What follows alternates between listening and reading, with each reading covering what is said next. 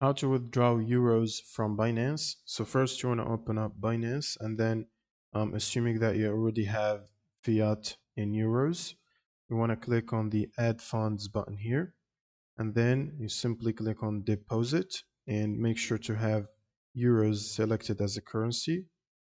You can do that by clicking on the top right drop down here, select euros. Now you want to click on deposit euros, but if you don't see it, you can switch back to USD and then switch later to euros.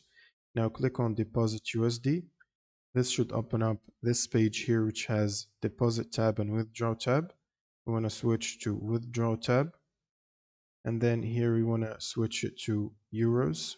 So you can simply search for euros and select it from here.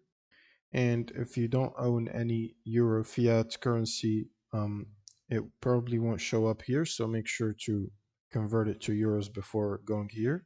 Now, once you select euros, you can find bank transfer, which means withdraw euros to your bank, which takes up to 5 business days and has $25 fee. And then you want to click on continue. And then it should prompt you to enter your banking details, such as the full name and the IBAN number and the SWIFT code, the address, and stuff like that.